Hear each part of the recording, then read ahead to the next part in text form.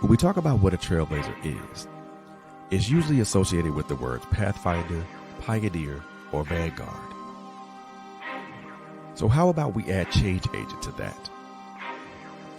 Welcome to Trailblazers Radio, a unique podcast platform that speaks about a myriad of subjects. We are not afraid of opening closed doors, and we always tell it like it is, period. We are accessible on various social media platforms such as YouTube, Facebook, and Instagram. We're also accessible on various streaming audio platforms such as Spotify, Google Podcasts, and so much more.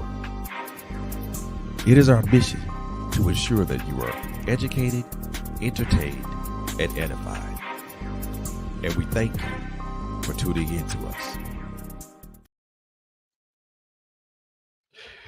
What's going on, everybody? How's everybody doing on this Monday afternoon? Welcome to Man Cave Conversations and the check-in.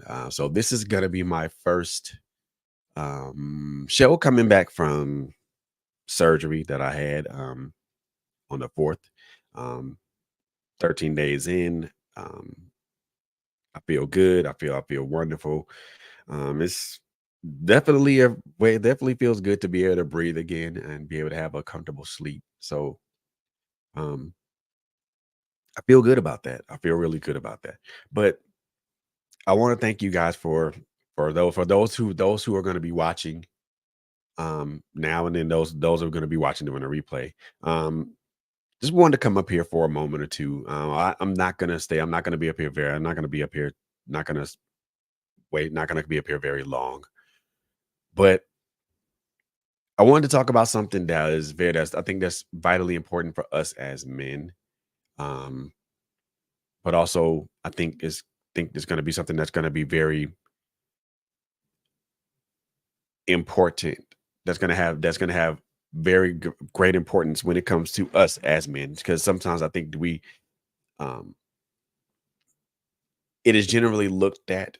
There's generally the consensus that we as men don't have emotions, and that's not even the case. That's not true. Um, some of us as men, and I'll put myself in this situation. I put myself in. We have a difficult time navigating our emotions.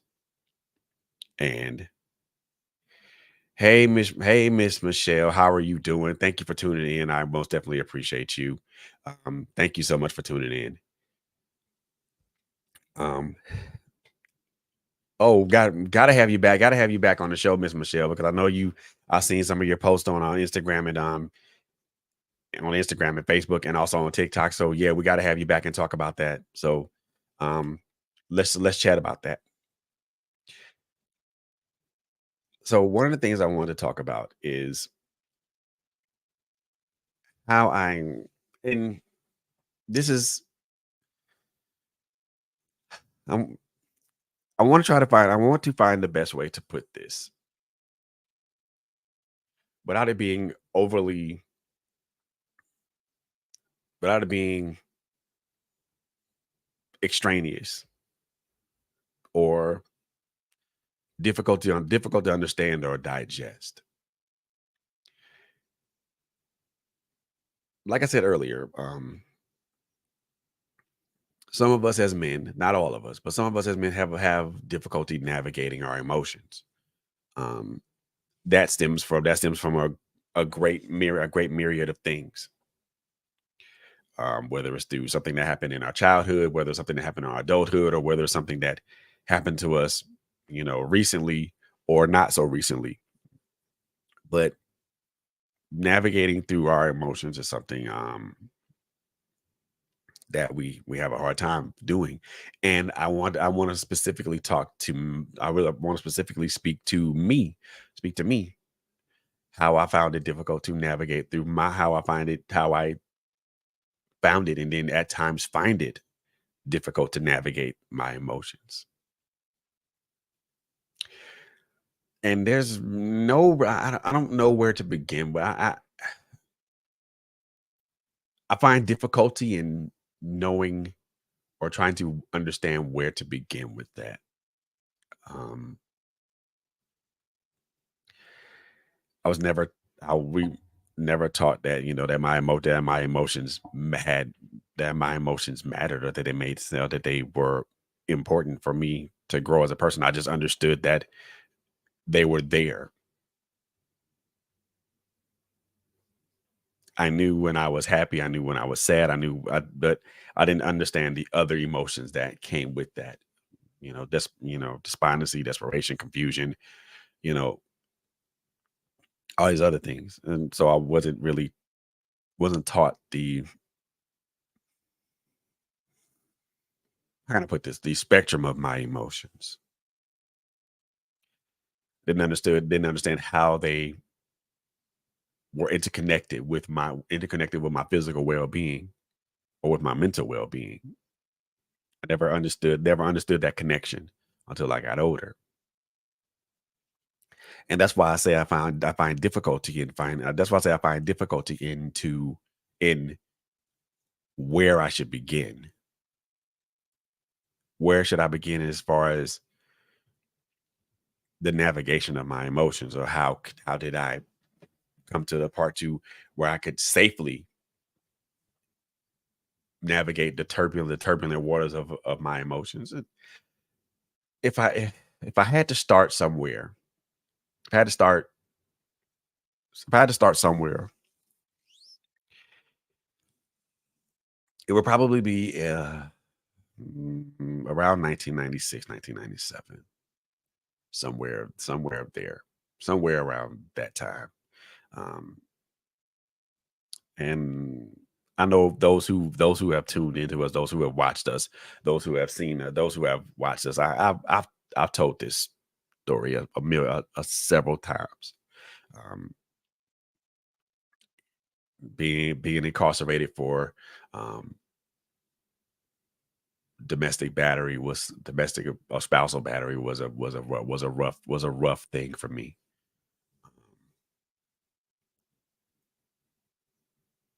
I was scared. I was petrified. I was mortified. I was embarrassed and I felt like I had let my father and my mother down because of what I did. And it was a rough ordeal for me. It was a very rough ordeal for me. Um, I'd always prided myself on being someone who had self-control, or to the very least some limited form of self-control. And that day I didn't have that. I didn't have that. Then, still emerging from that situation, very cautious about how I moved around people, how I moved around women. Um, at that time, keeping my interactions with women to just being sexual encounters. Um, then going to Washington State just to be in a situation to where I was mistreated by someone, and then having to get out of remove myself from that situation, and that also that took a greater toll on me.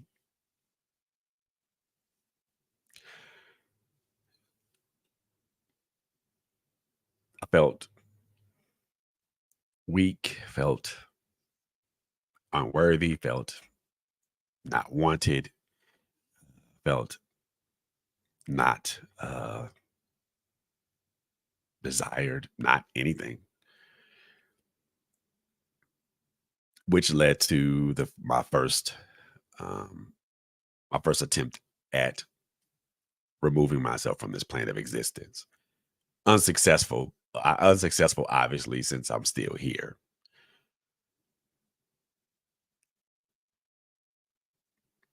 And still some of those things still contend with, because I never thought that that was something that would happen to me being a man. Never thought that that was something that would ever happen to me as a man. Never even, never in a million years did I think that that was something that was gonna be that was gonna happen. I never thought that. Never gave it any particular type of cognizant conversation or thought process. And I I was kind of stuck, kind of at a standstill with all of that, trying to navigate all that, trying to process that, trying trying to process what I went through over through the course of a couple of years. I was difficult. That was a difficult thing to process, and especially me being a young man. I think I was somewhere between maybe 25, 26 at the time. So that was hard for me to that was hard thing for me to process. And then, I mean, then going through the things that I went through in California. mm, those were hard. Those were some rough years. Um, those are some rough times. And you try your best to try to you try your best to try to, you know, navigate through those things. Oh, thank you. Thank you. Don't get me up here having a getting me all misty eyed. I mean, this me talking about this right here is already putting me through that, putting me in that vein, really. But thank you. So it was difficult for me to navigate, try to make sense of all that and put that in some form of perspective, some form of understanding. And I couldn't. And usually when you try to make sense of something and you want to try to understand what that means and what it means for you and how what it means for you and how it affects you, and then you aren't able to do so, that's frustrating. That's frustration. Confusion turned to frustration, and frustration turned into one of the emotions that I think a lot of us as men identify with all too well: anger. And everything for me was either an angry response, whether it was some words said in anger or was a an angry physical reaction.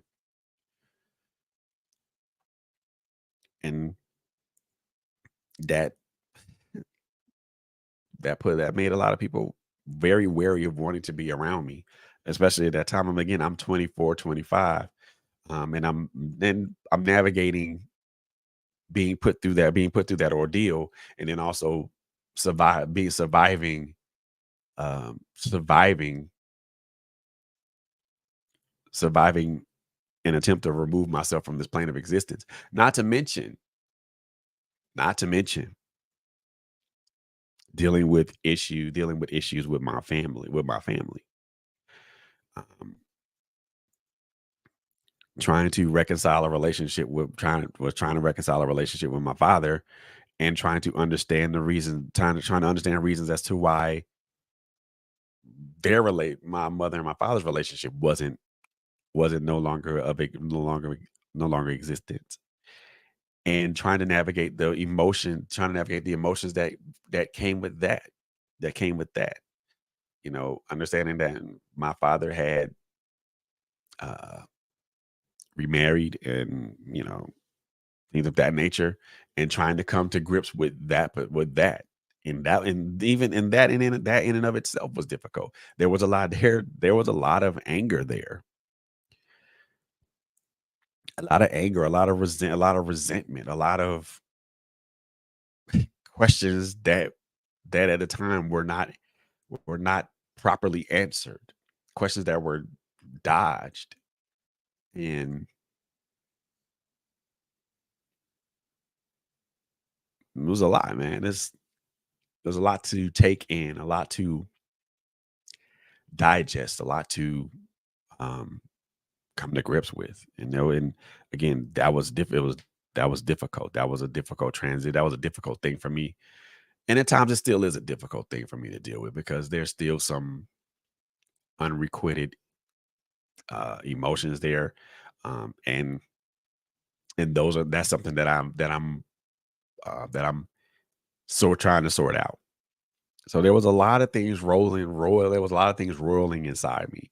Is that, this once calm sea was now but this once calm sea became a turbulent ocean of anger, confusion, and confusion, um, exacerbated by a lack of understanding, a lack of explanation. Certain things remained inexplicable. Certain things have remained inexplicable. Certain things weren't explained. Certain things were not understood, were not overstood.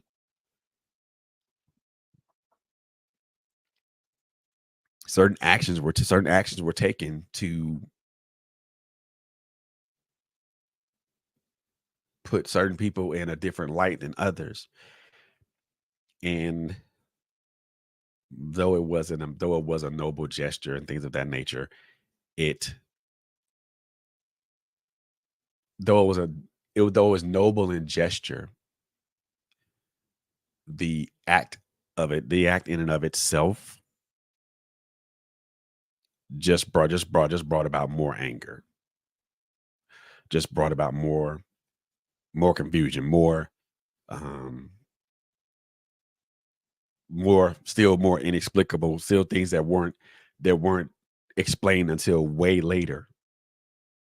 And even and I'll say this for myself. I can't say this for my other brothers. I really can't, because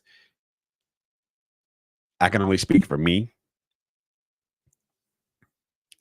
There's still some things that I didn't understand. There's still some stuff that I didn't understand. Uh yeah, there's still some stuff that I didn't understand. And the simple fact of the matter is because and it wasn't that I did not want to understand. It's just that I couldn't understand. And like I said, to this day, there's still some things that I fight with as far as that's concerned. Navigating my emotions with that, as far as I'm concerned, just trying to figure out, just making sense of all of it and trying to put and make peace with it. And for me, sometimes that's and for me that's been the hardest thing to make peace with certain instances and incidents that have occurred, um, in my 51 years of living. My 51, soon to be 52, so soon, and hopefully blessed to see 52 years of living. And that's been difficult. That's been hard.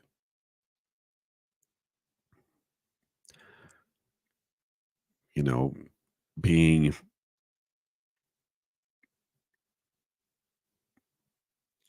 going through life, feeling that you are inadequate. Going through life feeling that I was inadequate. Going through life feeling that I was unwanted, not needed,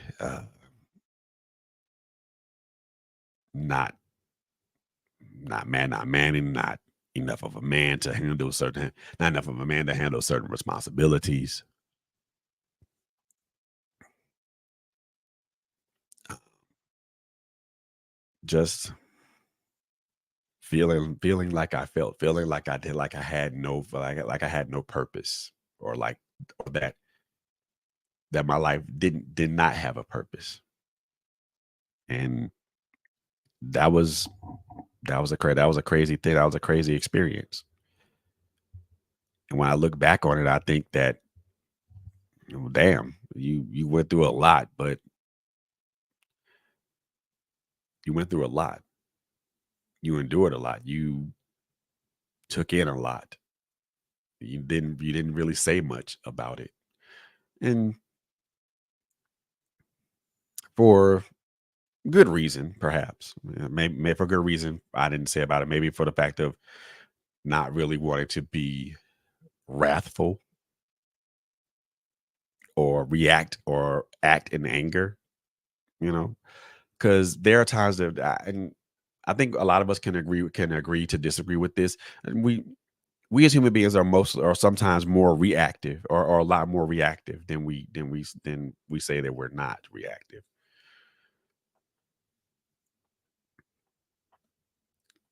Most of my reactions were mostly angry outburst. Um,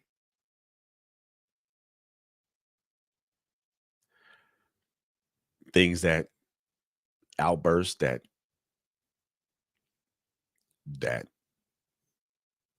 that extracted a cost.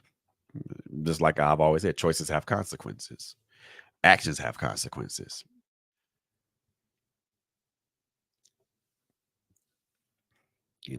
and I guess if I had to if I had to keep talking about how navigating my emotions, I can talk about um and again, I apologize for the emotion. I'm you know what I'm not going to apologize for the emotions that I have up here, because I mean you people that know me know that um when I talk about certain subjects, I usually put me to the forefront, because I want to be able to have I want this to be to a place of where brothers can understand that, look at I want to put my experiences out there so brothers can understand that certain things are okay.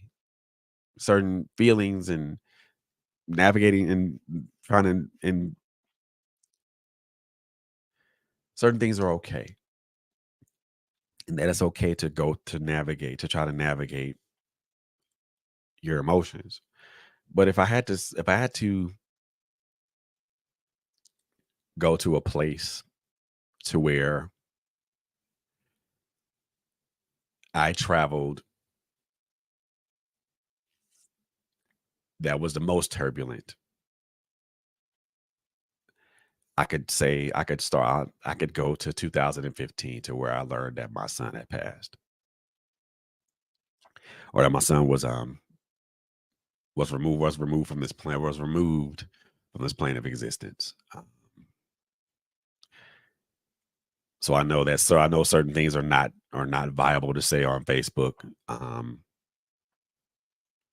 So for the sake of saying it, or for saying it and possibly getting my page and other folks' pages shut down, I won't say it. I'll just say that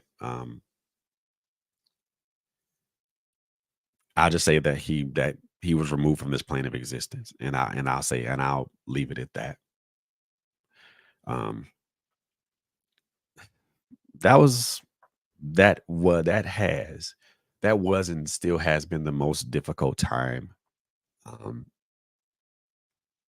of my life,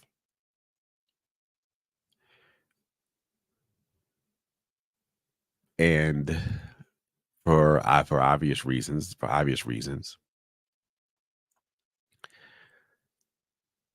you as a parent, you want to be the one to leave this plane of existence before your children. It should never it it should never be the opposite. Let's just say that it should it in in us talking, it should never be the opposite. As a parent, as a parent, you want your children to outlive you. You want your children to have the best life possible. You want your children to succeed. We want our children to be successful. We want our children to surpass us, right? And that that didn't come to pass. My oldest son, Kwanzaa Jamal Beatty, passed before unfortunately. left this plane of existence. And like I said before, it was the most it is still the most difficult thing for me to deal with. It's the most difficult thing for me to um, endure because of the enormous effect that it had on me. The simple fact of, I guess, the fact of seeing um, my child's lifeless body there, and when we went to the funeral to the burial site to where he was to be laid to rest, the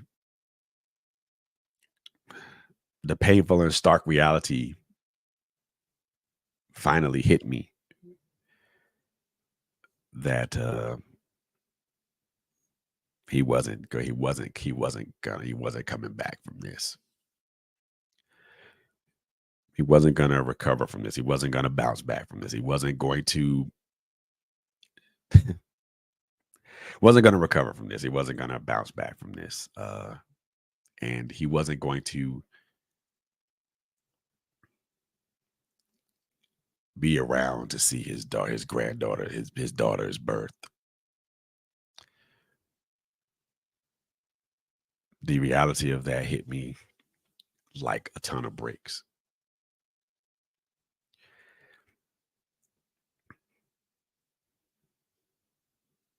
And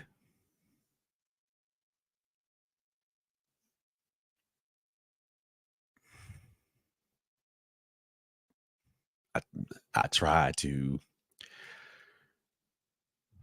keep those emotions hidden. I tried to keep those emotions hidden, but they manifested into one emotion that I was familiar with and that I was comfortable with dealing with, which was anger.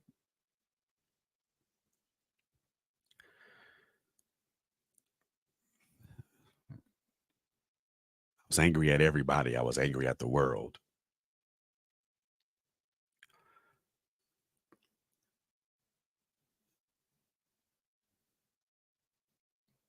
I was angry at God. And more importantly, I was angry with myself because me being his father,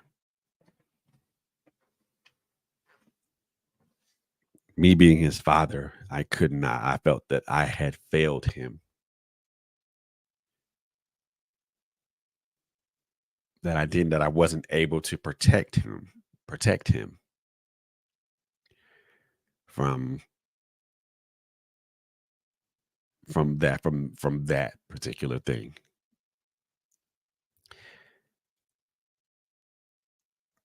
And just so you guys know, failure is an emotion too. It's not just a thing. It's not failure is an emotion too. I I felt like I failed him. And that brought about an even starker reality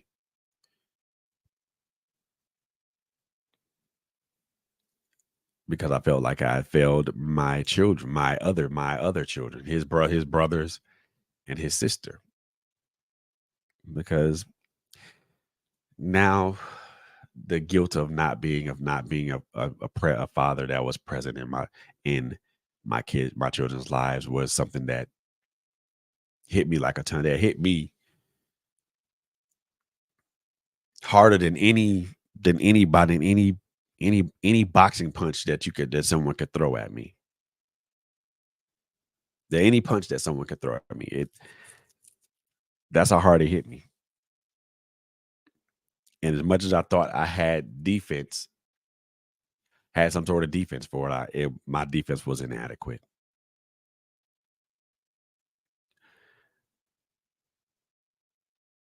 And as much as I wanted to press forward, Every time I pressed forward, I was stopped in my tracks. And that anger cost me a very good job. And for years, I dealt with that anger, that despondency, that anger with God, that anger with myself, that anger with the people who perpetrated the person who perpetrated the act, and the people who said that this act was justified. I'm not naming any names. I don't I it's name calling at this point, name calling at this juncture is pointless. I'm not naming names.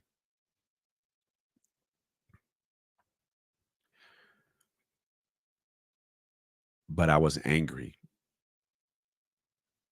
And for years, as these instances prolonged and kept going on, and I'm I'm just gonna call a spade here. Those instances um, those instances of violence that went on, and I kept seeing those images. I kept seeing those images on TV, on TV, on my Facebook news feed, um, and that's all I saw up and down my timeline. And here I am, here I am, a father fresh off losing a child, going through now going through all these emotions and all these things, confused about a lot of stuff, but then still trying to navigate it, still trying to navigate that, and still be a husband, still be a father, still try to be a father, still try to be an upstanding, still try to be a a happy, consistent worker, and still trying to remain active in my church. And I found those things difficult to do.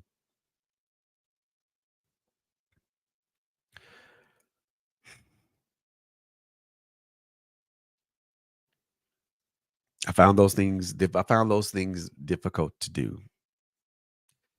Hey sis, how are you? Thank you for tuning in. Glad you could come aboard. Um,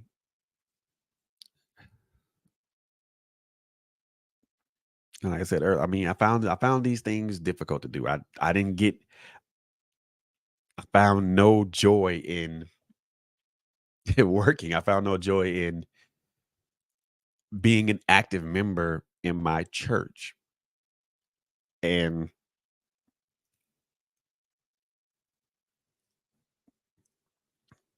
and I it, the, it like I said, it brought me no joy. It brought me no completion, no nothing.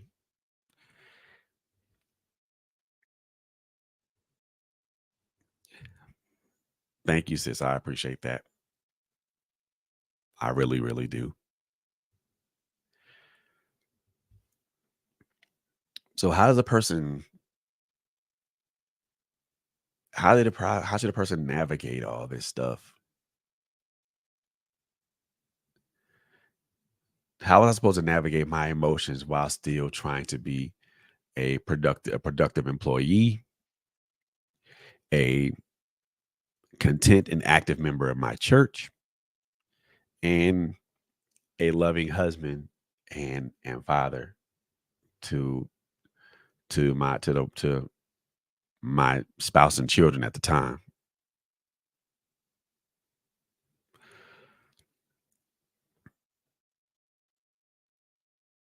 Difficult road to navigate, difficult sea to navigate, in which 3 years after that, um, we came across some tough times, and there were words that were said, again feeling like a failure, which which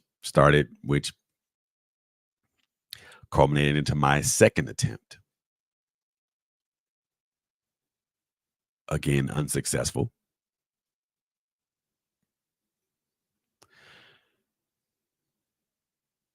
But it left me with more questions than answers.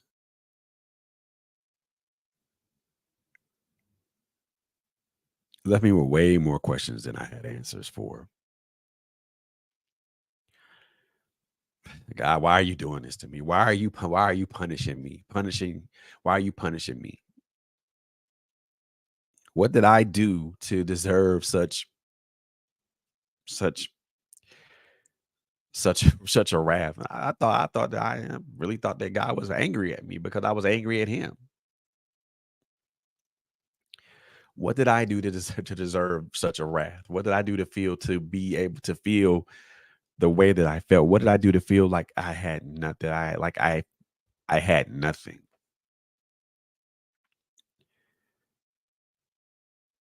Why what did I do to feel like such a failure? What did I do to what I do to deserve all this?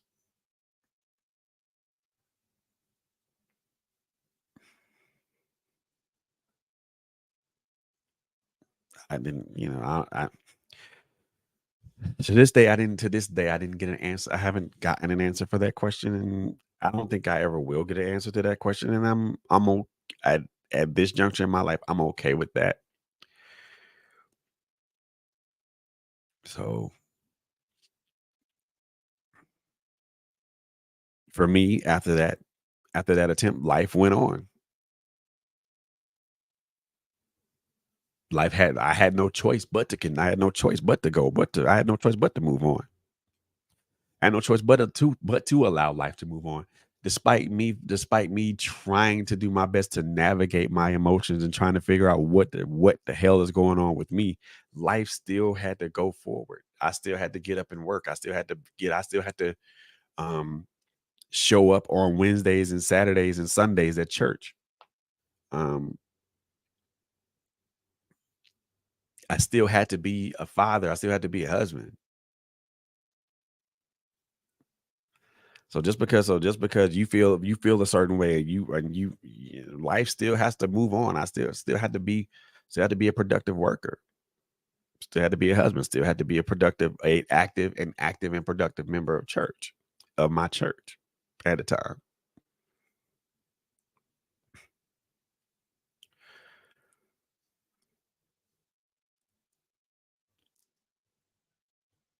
And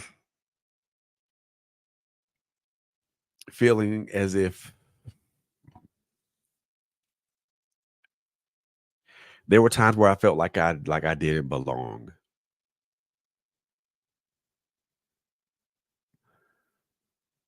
That was one of the more outside of the anger,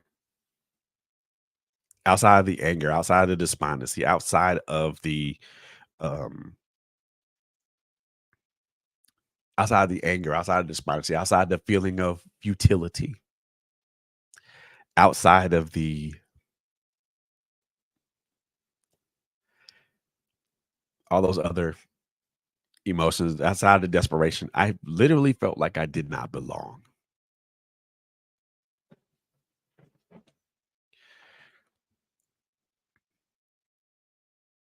I felt like I didn't belong in the church that I went to. I felt like I didn't belong, felt like I didn't deserve the friends. I felt like I didn't deserve the friends that I had at the time. And honestly speaking, I look back up on it now, when I look back up on it now, it's not their fault.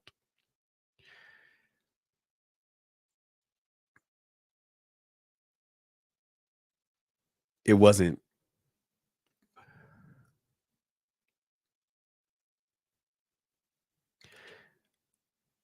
it wasn't Apostle or Prophetess Rogers' fault.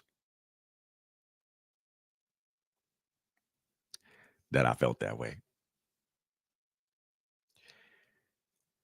It wasn't anybody's fault that I felt that way. And the answer to your question is why I felt like I didn't deserve them because honestly speaking, I felt like I didn't do enough to deserve them. I felt like I didn't do enough to earn or retain their friendship.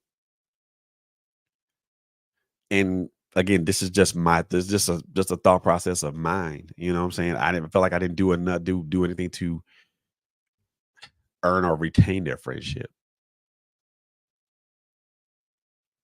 I felt like I wasn't doing my part in the friendship. Friendship is supposed to be a two-way road, right?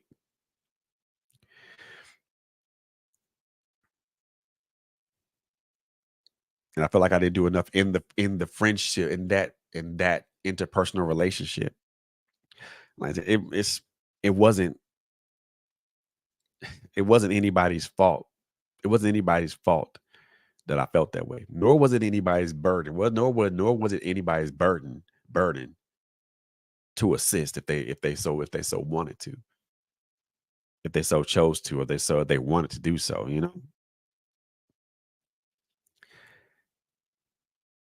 it wasn't it wasn't Prophetess Rogers' fault that I felt this way. It wasn't Apostle Rogers' fault that I felt this way. That was that's not on them. And it wasn't the people's there wasn't any of the members and it wasn't any of the members in the church home that I had at the time fault that I felt that way. It wasn't on them either.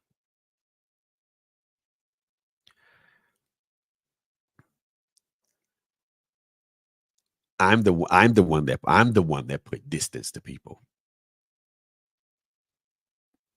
I'm the one that I'm the one that pulled myself away from that put distance to them to put distance to those people. I'm the one that pulled myself away from those people. I'm the one that um separated myself from those people. It wasn't on them. Though at the time at the time at the time I blamed them. I blamed them, not just the people and not just the folks in my church, but the people that I was friends with. I blamed them for being insensitive.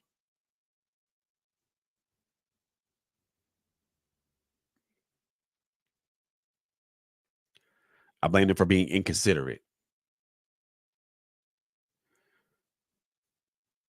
I blamed them for not being open to what I was feeling, or at least to the very least try to understand what I was feeling.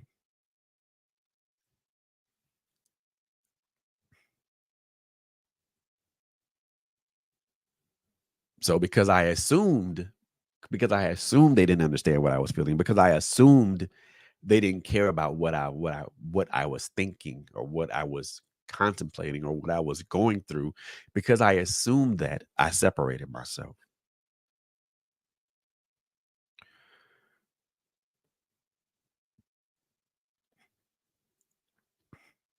and I pulled away. Became very antisocial.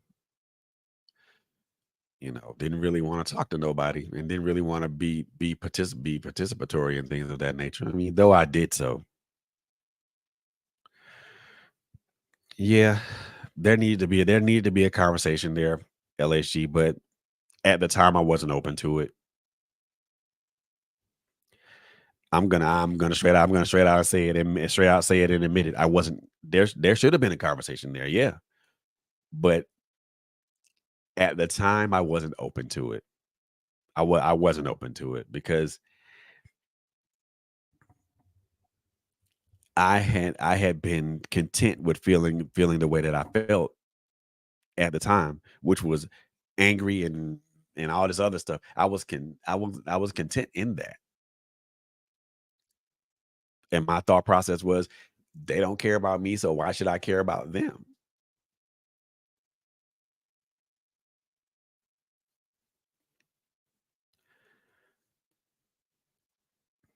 And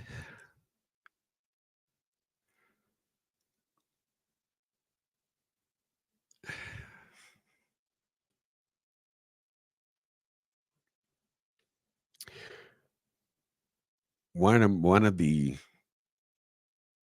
emotions that I have besides grief and the anger that I have difficulty navigating is the emotion of regret.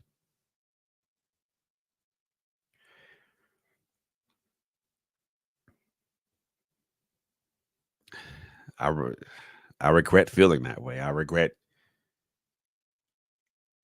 ever saying those things. I regret not being more open and more honest with what I felt at the time.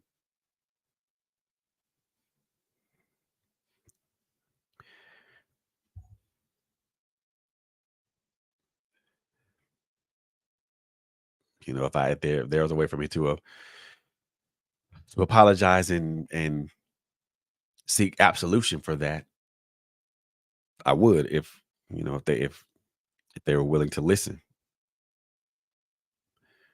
But also in the same instance, if they didn't want to listen, I would wholeheartedly understand because the onus is on me. It was all strictly all on me.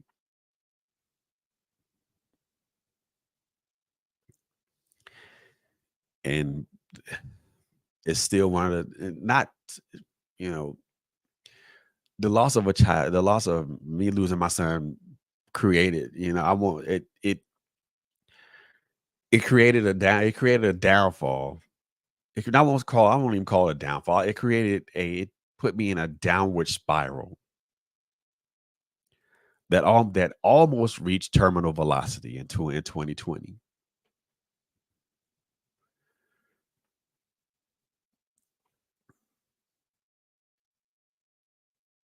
It almost reached the terminal velocity in 2020 where and at this point I was so tired. I was tired of just feeling as if I wasn't heard, feeling as if I wasn't loved, feeling like I wasn't cared for, feeling like I didn't deserve anything.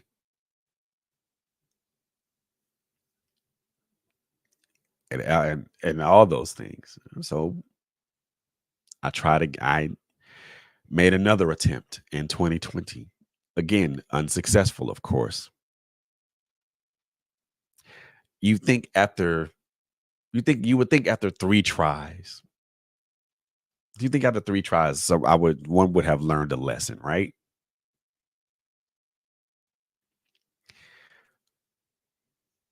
No. No. Excuse me. And I'm laughing at that now because hindsight is 2020 vision, right? And I think after feeling like I was not loved, I was not cared for, I was not wanted, I made a conscious decision to try to change my environment. Part of that meant separating myself from the people that I known that I had known, people that I'd known, people that I had cultivated relationships with, um, friendships with, being separating myself from those people that I'd known for years.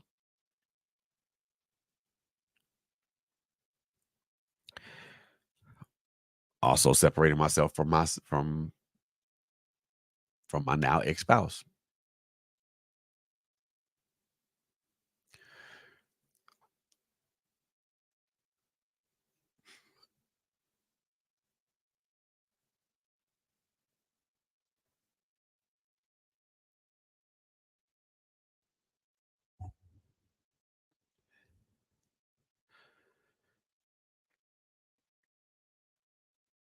That is true, sis. That is very, very true. And when you're in the heart of a situation, your view it's not even gonna be it's not even a maybe distorted. It is your view will be distorted because you're looking at it from the aspect of emotions. You're looking at it from the aspect of how you feel or how you don't feel.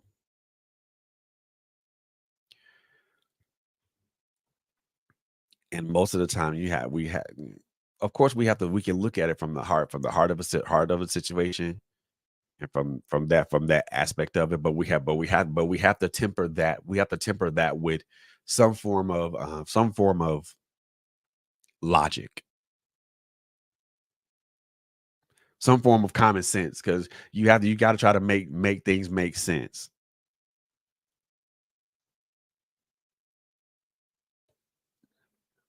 So like I said earlier, in 2020, I decided to separate myself from those people that I assumed never cared. Now there are things that I keep is extremely private, and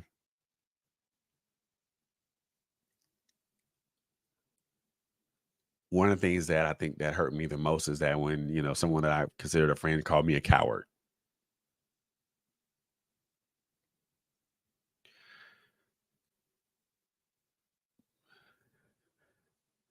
for not wanting to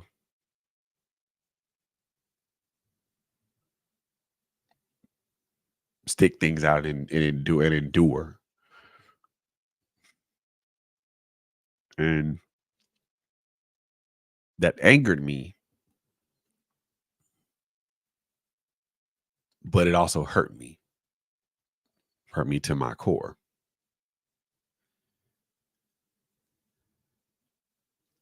Consider myself a stand-up person. I consider myself someone who was able to at least make an attempt to try something.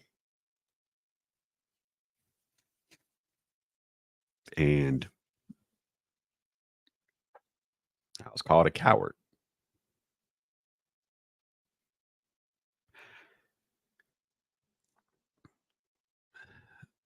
I never considered myself a coward in any way, any way, shape, or form. I don't consider myself that, but this person considered me to be that and thought that less of me to call me that, which is fine.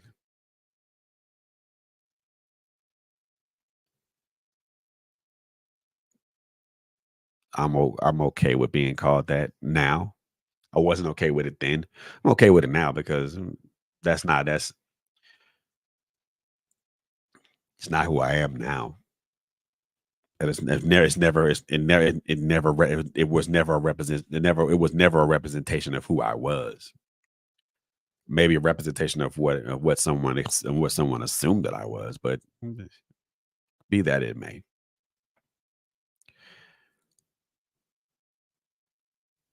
That called me I was cowardly because I didn't have the emotional and the mental or physical fortitude to just stand, you know?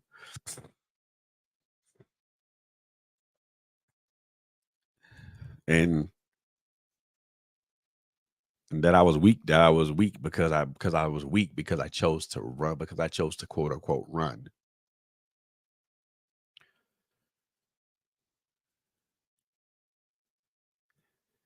because I chose to walk away from an issue instead of trying to resolve it.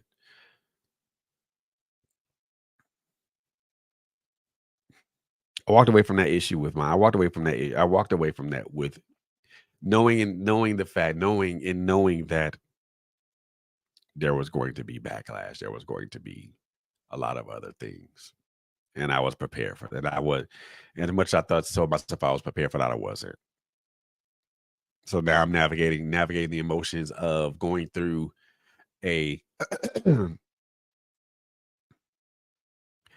through something that was painful to endure,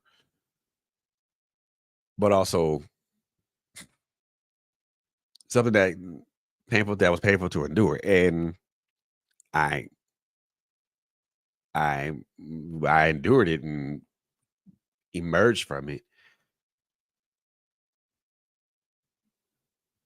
But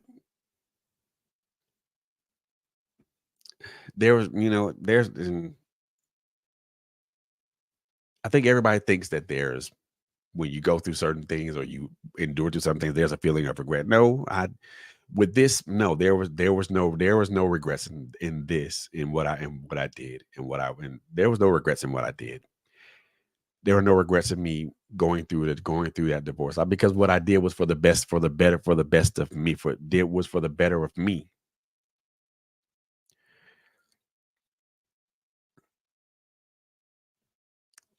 to continually feel like I wasn't being heard or being ignored or not being cared about the way that I would imagine myself to be cared about. That was I did that for the betterment of me.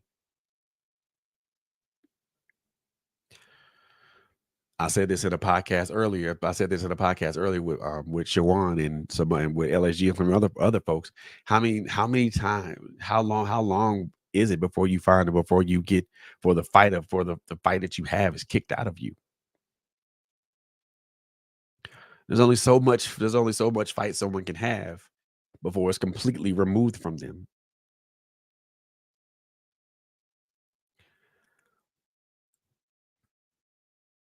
Some people have the emotional fortitude to keep fighting. Some people have the emotional and the mental fortitude to keep fighting.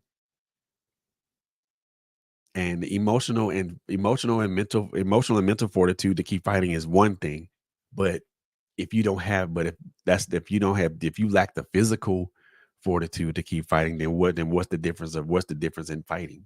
If you know you want to fight in your mind and you fight in your emotions, but your body's not capable or incapable of doing that because you've been fighting for so long and you've been knocked down so many times that this next you have to do everything that you have to do to remain upright. Because if you don't, the next knockdown could literally take you out.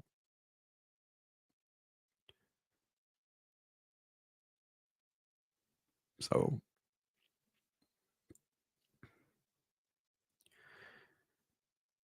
but yet, but yet here we are, or should I say, here I am.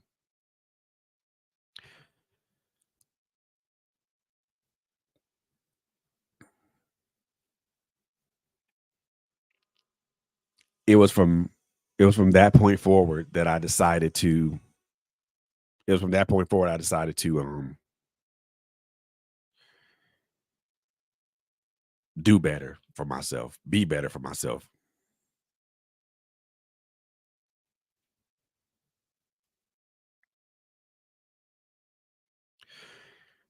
It was from that point forward I wanted to do better and be better for myself. It was from that point forward that I needed to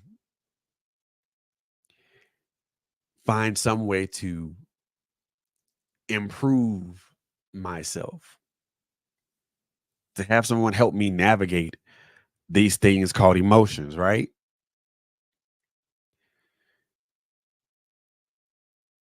And I wanted to try to navigate these emotions for myself to better understand who I was and who I was,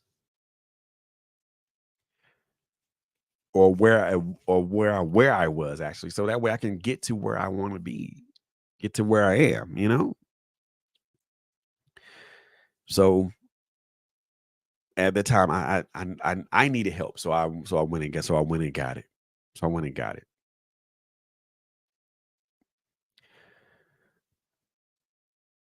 Understood, you know, that depression was something that continuously follows me even now at 51 years old. I'm still subject to those bouts of depression. But what I didn't know is that, you know, anxiety and PTSD were something that were that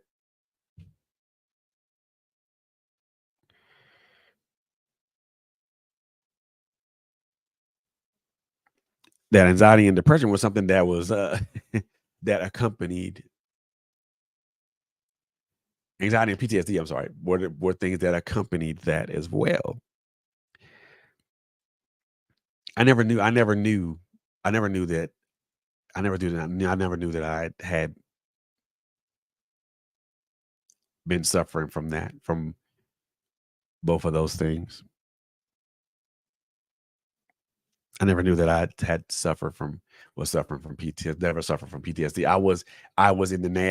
I served as a veteran. I served in the Navy, but I was not a combat vet. I was not a combat veteran. Kind of find out that PTSD stemmed from me losing my child, losing my child, and also being subjected to all the things that happened thereafter. Seeing all those images on TV, of seeing all those images on social media and hearing all the news reports on TV of those types of indiscretions and those types of actions. Um, yeah, I didn't know that. Had no earthly idea.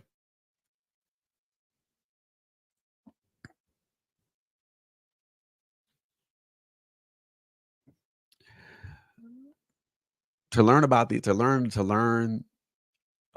things and to know that you said that you suffer that you I won't say suffer, to know that you are living with those conditions is how can I say this? How can I say this properly?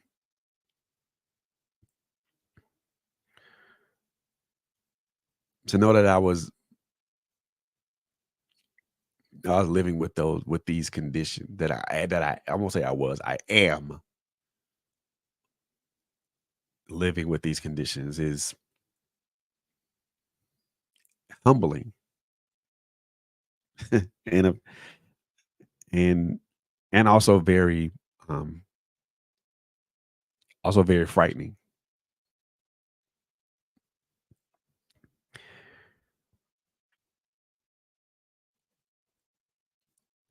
because I'm trying to understand because I'm trying to better understand what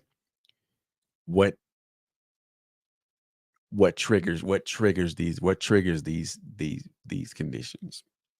What's the catalyst for them to be to be set off like that? Um, so I'm diving deep into understanding what they are, what they are not, what they what this means for me, what it means for me as a man as a man, and how I can combat it, or at least find a way to control or curtail it.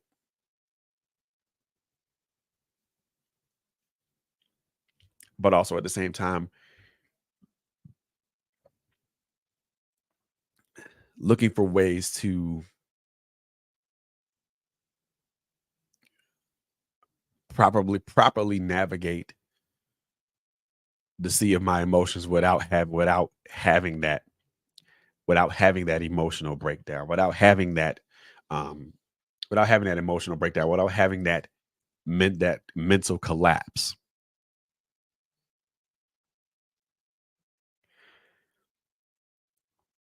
Because I'm going to be very honest with you guys. There are days there are I have good days. I have my good days. And on my good days, when I'm switched on, I am on. I'm 100% locked in. I'm doing what I have to do and I'm making things happen. But there are also days where I'm off. And when I'm off, I'm off. There are days where I've been despondent. There are days where there are days where I felt despondency. There's days where I felt despair. There are days where I felt fear and I felt and all and every and fear and everything else. And there are days where I have cried. There are days where and when I say cried, I mean I've cried uncontrollably and inexplicably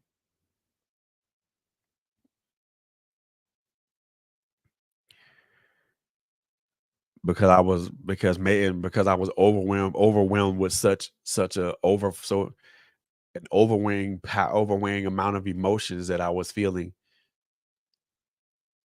and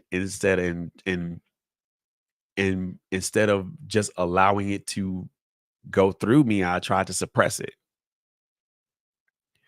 and say, "Hey, I don't need this right now. I don't need to be enduring with this right now. I don't even need to have to deal with this right now." But instead of just pulling myself pulling myself aside and confronting what I was feeling, I suppressed it, paid it no mind, left it alone, didn't deal with it immediately.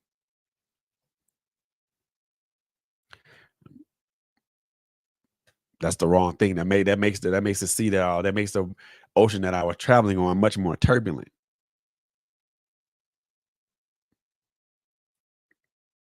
It's bad enough I'm already getting tossed.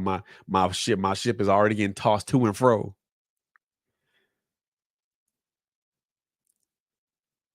and my ship is taking damage as I'm traveling. And at time when you're and I'm gonna tell y'all, brothers, when you're traveling down that when you're traveling on that sea of all these turbulent emotions, and these emotions are not necessarily reined in or to the very least understood, it makes it makes it very, very bad. I won't say bad. It makes it very, very difficult to find safe harbor. And hmm,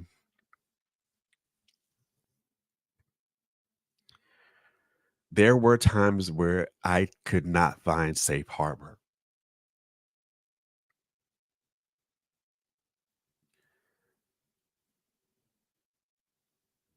There were times was running around and being capsized, being battered and bruised by the ocean that I was traveling on, and um, this ship that I was on that I thought was sturdy and was powerful and mighty, it kept taking damage, and it was on the verge of sinking.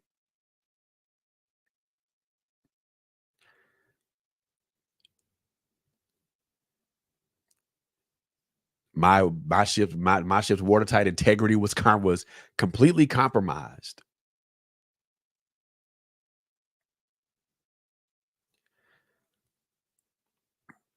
because I had compromised myself by actively dealing with what deal not actively addressing and attacking and not actively addressing what I was feeling. Instead of just actively addressing what I was feeling, I said I just decided to put it away, which added more turbulence to an already turbulent ocean.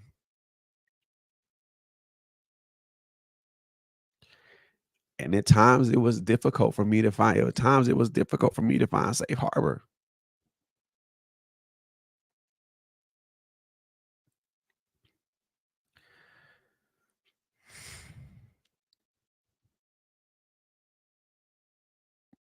I say that because it there it had it was difficult to find safe harbor, and at times it is difficult to find for me to find safe harbor.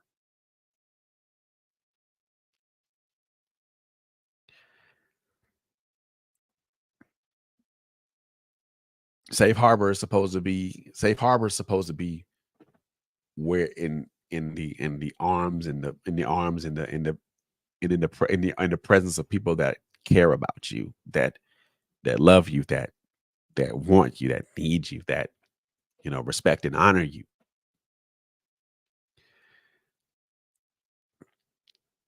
And that's all well and good.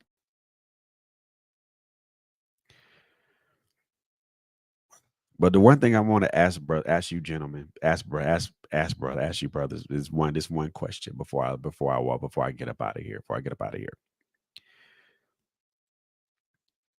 Can you find safe harbor in yourself?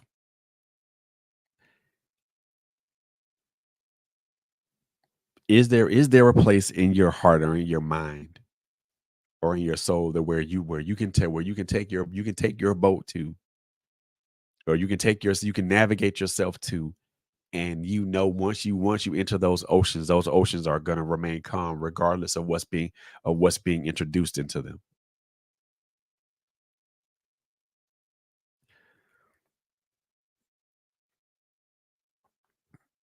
That's something I found I had difficulty with for a while, for a good long while.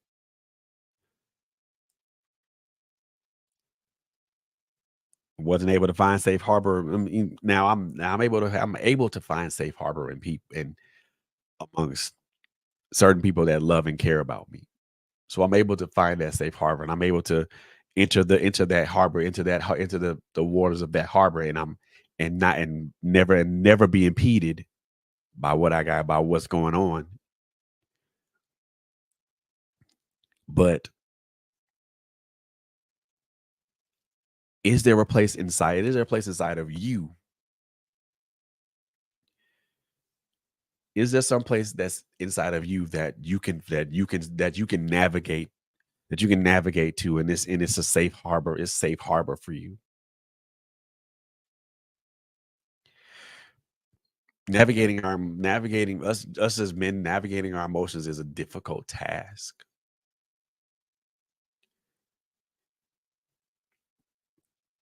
because of the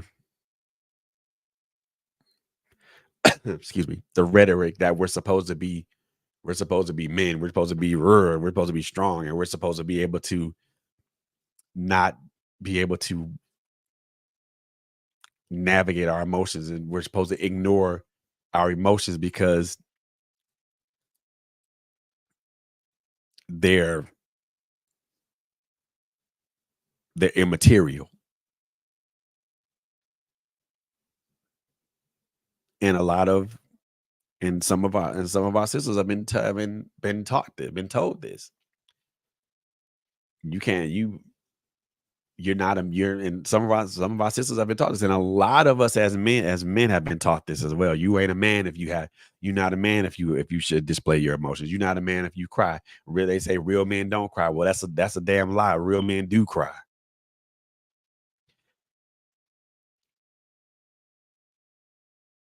Real men, at least to me. And I'm not gonna even say what is real and what isn't real, but us as men are supposed we should be able to navigate. We should be able to navigate our emotions so that way we can find empathy not only with ourselves but with other people.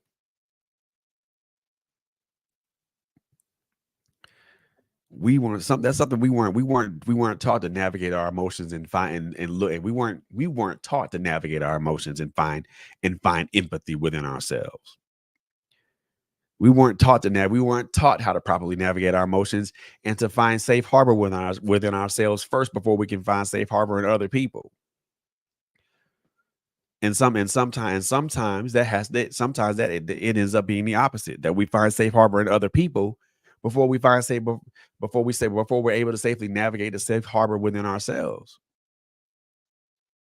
And again, both of those things are good. Both of those things are well and good because at least you're finding safe harbor. But we weren't taught that. We weren't given the blueprint to weren't given a blueprint to navigate our our emotions. We weren't given all that. We weren't even given the key to unlock all that. We weren't given the key to unlock all that. It took a traumatic event. It took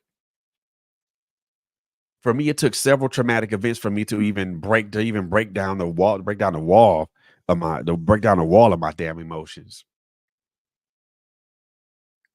It took several traumatic events to break down break down the wall of my emotions. And it took several unsuccessful attempts for me to understand where I stand in my emotions. Back then, I wasn't what didn't understand what they were. Wasn't strong in that. Now, now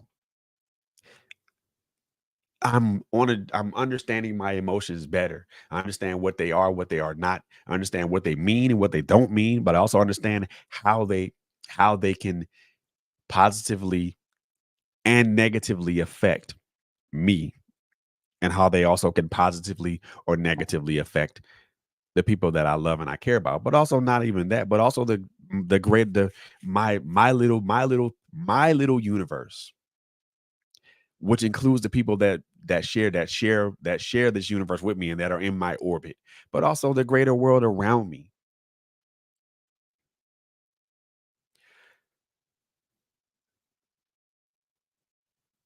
Back then I had no idea what it was or what it meant. Back then I didn't even I had no understanding. Now I have an understanding. I at least have a working knowledge of what a working knowledge of my emotions, and I know those things. I'm better understanding those things that trigger those strong emotions for me. Now, do I allow those things to always trigger those emotions in me? No. But there are some emotions that we go that we have that we just have to acknowledge. We just have to. Sadness is an emotion that we as men have to acknowledge. Grief is an emotion is grief is a process that we as men, we as brothers have to acknowledge.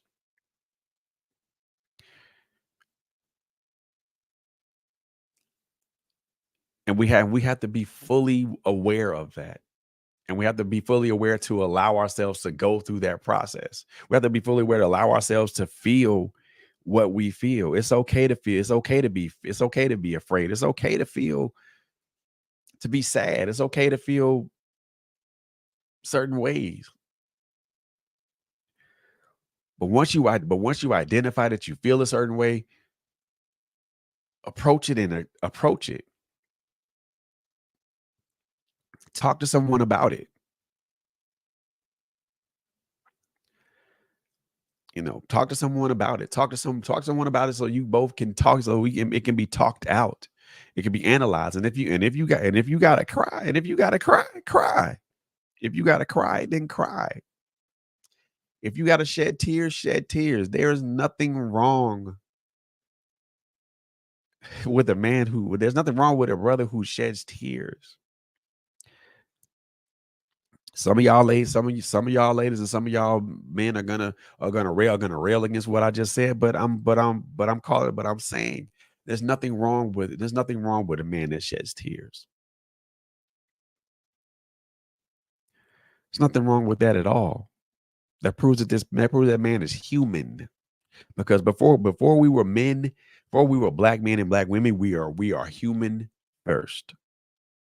And all humans have emotions.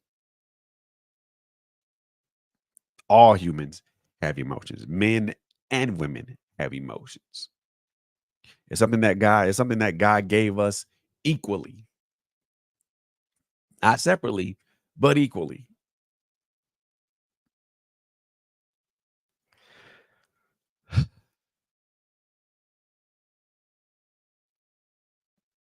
That's that's my story, y'all.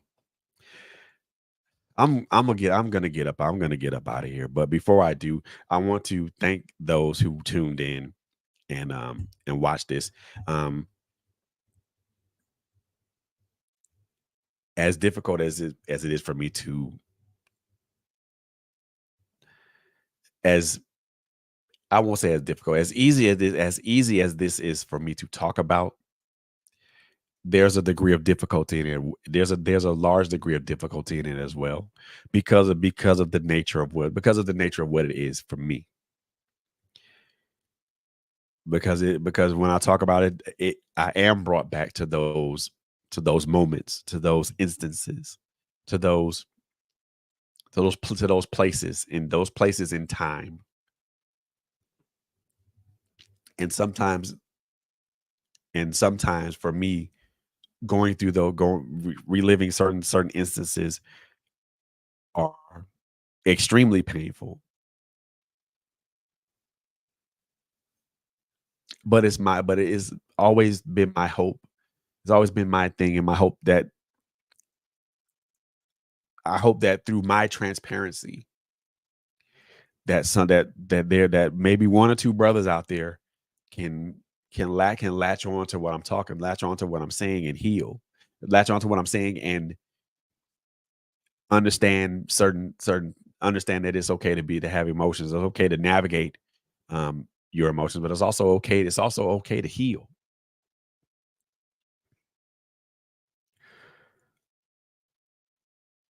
That's my hope through these conversations. That's my hope through um the things that I talk about. Um, I know you guys mostly see me in the on an in the evenings, but since I've been recovering from surgery, I felt, I mean, I've been a lot more been just trying to find things I could talk, not find things I could talk about, but I felt that this was something to talk. This is something. It was a subject that I could talk about. I wanted to talk about with with you guys. And I appreciate you. I appreciate you guys who tuned in, um, who have been watching, who've been watching and listening.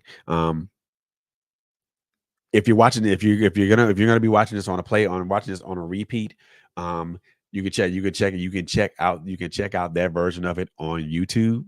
You can also check it out on Facebook Live. Um, make sure you like and you share. Make sure you like and you share it, and then and comment on it. Tell me what you think about. Tell me what you think about the subject. Tell me how you think I did about the subject. How I did about the subject. Because again, this is a subject that I think a lot of us as men need to talk about.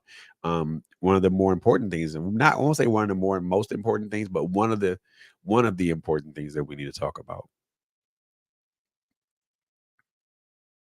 I don't I don't pretend to have the answer. I don't pretend to have all the answers because I'm trying to find those because I'm in process of finding those answers myself. I don't pretend to be a mental health professional because I am not.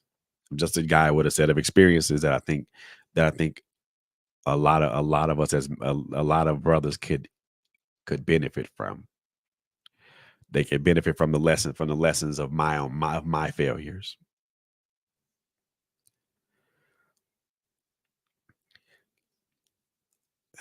I said, I'm about to get up out of here, man. Continue to follow us, like and follow us on Facebook, Instagram, LinkedIn, as well as TikTok. We also have a Twitch page. We also have a website page on at www.trailblazerradio.com. And we also got merch, y'all. Yeah, we got merch. So make sure you go to our website, www.trailblazers with a z.com /shop. There you will find our shop. We have t-shirts, we have hoodies, we have coffee mugs. I am looking to try to add some new merch, at least before the week is out. Um, some new stuff, some new merch before the week is out. If you like something that you see on there, by all means, put in an order. Um, and that order be sent out to you, sent out to you as expediently as it possibly can. um as always, we appreciate your love, we appreciate your support, we appreciate your viewership and your listenership. It means a lot to us. It really does mean a lot to us. We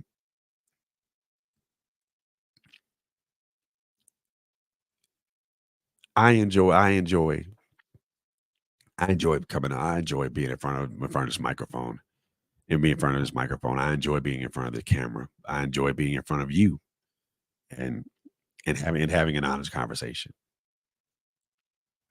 Um, I honestly enjoy it. I enjoy it because it because talking about it to you guys here, and then you guys, conversing with me in the chat, but also afterwards, it brings about some revelatory knowledge to me because maybe there was something that I missed, or maybe there was something that I didn't catch.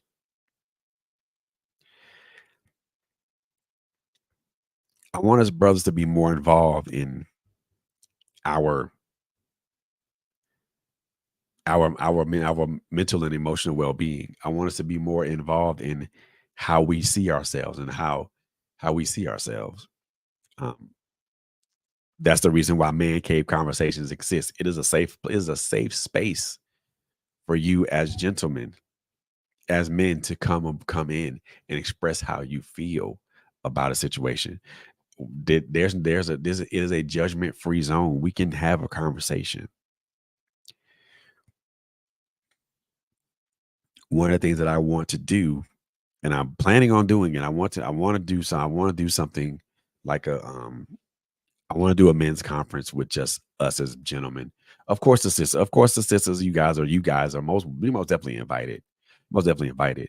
But I want to do something for us as brothers. I want to have some sort of conference for us as men, just to sit down and have honest conversations about a lot of things. Nothing adversarial or anything of that nature. Just us sitting down having conversations. Because we as men need to have these conversations. These conversations need to happen. These conversations need to take place. Because if they don't take place, we as men are still going to be going down the same I won't say a downward spiral, but we're gonna be stuck in a place and we're not gonna be able to recover. With that being said, I hope you guys enjoyed this particular show, this particular podcast this show today. As well as if you guys enjoyed the show earlier this morning with Latanya Harris Gooden and um her guest earlier with Power Hour. Um that was a very powerful show, guys. So can make sure you catch that on the replay as well. Also make sure that you catch Miss Good and tomorrow with Critical Con with Girl Chat Weekly, and hopefully, Mr. Tony Wade and Kites or Rodriguez will be back on with their shows. But continue to follow us, continue to support us. We appreciate the love, we appreciate the support that you guys give us. Um, it is it is so welcomed. It is so welcomed. Um, but for now, I'm gonna take you guys home with a a track that I created called Out West. Um, those of you guys that know that like West Coast stuff, this is especially for you guys. So I love you guys. I love you guys to life. I love you guys to live. Um, make sure you take advantage every of every day that you have above ground, because you never know when the timing that God's going to call you home, and so take advantage of it. So live today like it's the last, like it's live today like it's your last day on earth. Live for today. Live for today. And as I always like to say on these podcasts, man, number one, take care of each other. Number two, um, love on each other. And number three, we already know this is a crazy, crazy world out here. So above all those things, y'all make sure y'all be safe out here, and y'all make sure that you guys are safe out here. Safe arrivals, safe departures. I love you guys. I will see you guys in the next one.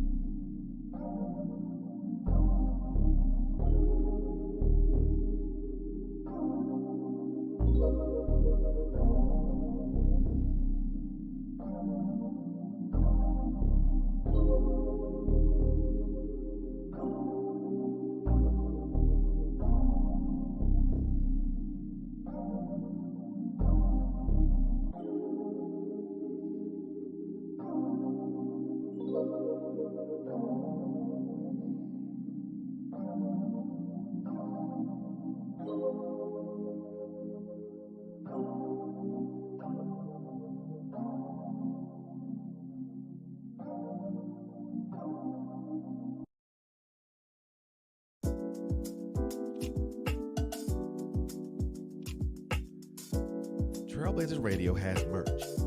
Check out our website, www.trailblazersradio.com/shop to check out our store. You'll find an assortment of hoodies and t-shirts in various colors and sizes, as well as coffee mugs in various colors. Again, check out our website at www.trailblazersradio.com/shop to check out our merch.